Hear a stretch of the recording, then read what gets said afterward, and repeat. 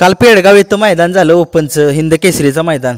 त्या मैदानामध्ये काल रायफल एक शिरसवडीची आणि हरण्या ही जोडीने एक नंबर केला. पण एक त्या मैदानावरती अन्याय झाला. जे झाला ते झालाच. बाकासूरच्या गाडीवरती अन्याय झाला कारण पब्लिकनं गाडी लागलेली आणि पब्लिक तोंडासमोर एवढं होतं.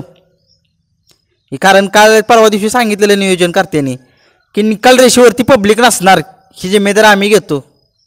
बघितलं काल निकाल रेषेवर पब्लिक होतं आणि नेमकं बकासूर आणि मथुरच्या फाटीमध्येच होतं. बघितलं काल निकाल रेषेवरती पब्लिक होतं. हे नव्हतं पाहिजे होतं कारण तिथल्या कमिटीनं जरा थोडंसं लक्ष द्यायला पाहिजे होतं कारण मोठी गाडी होती तिथं, सगळ्यांचा लाडका बैल होता. त्या गाडीचा निकाल त्या प्रेक्षकांमुळे गेला आहे, निव्वळ प्रेक्षकांमुळे गेला आहे. हुल्लडबाजी केली प्रेक्षकांनी, तिथं कालवा केला पब्लिकनं, लय कालवा केला पब्लिकनं आणि बकासूरची गाडीला आपल्या पराभव झाला. आणि बकासूर तुम्ही बघितला ड्रोनचा व्हिडिओ, त्या ड्रोनच्या व्हिडिओमध्ये असा ओव्हरटॅक केलेला सर्जनन बकासूरनं. शेजारी आपला मथुर होता आणि राजा होता, परंतु पुढे जाणार तेवढ्यात ती पब्लिकनं वाट लावली, गाडी चांगल्या गाडीची वाट लागली आणि एक आपला बकासूरची हॅट्रिक हुकली म्हणायची.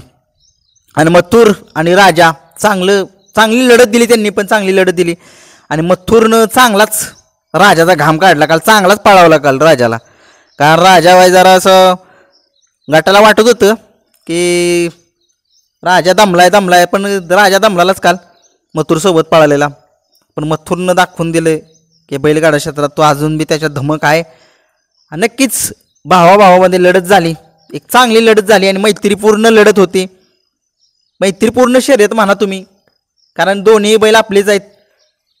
कारण राहुलभाईंनी सांगितलं काल की आपलाच बैल आहे तो बकासूर आणि एका सीमेमध्ये नव्हतं यायला पाहिजे होते हे गाड्या, परंतु शेवटी जो निर्णय असतो तो मान्य करावाच लागतो. परंतु बकासूर आपला हॅट्रिक हुकली आणि बकासूरवर अन्याय झाला, खरंच झाला अन्याय. कारण पब्लिकमुळे झाला अन्याय, बाकी कोणामुळे नाही. पब्लिकनं अन्याय केला आपल्या गाडीवरती. आणि तुम्ही बघितलं ज्यावेळेस गाडी सुटताना बकासूरचा पाय लचकला खाली, बकासूर थोडासा पडल्यागत वाटलं खाली, तुम्ही बघितलंय. आणि त्या स्पीडमधनं तो पळाला, मालकासाठी पळाला, फॅन्ससाठी पळाला. जेवढे फॅन्स आहेत या बकासूरचे महाराष्ट्रात त्या लोकांसाठी पळाला आणि खरंच पळाला. आणि तुझं वाघा कौतुक करावं एवढं कमी, कारण तू ज्यावेळेस पळतो तुझा पळ बघण्यासाठी माणसं कुठून येतात मैदानामध्ये. पण असू द्या, खेळाचा प्रकार असतो, हार जीत होत राहते. आज आदत मैदानाला बकासूरला खूप साऱ्या शुभेच्छा देऊया आणि पब्लिकला एकच सांगणार की तुम्ही तोंडावरती येऊ नका.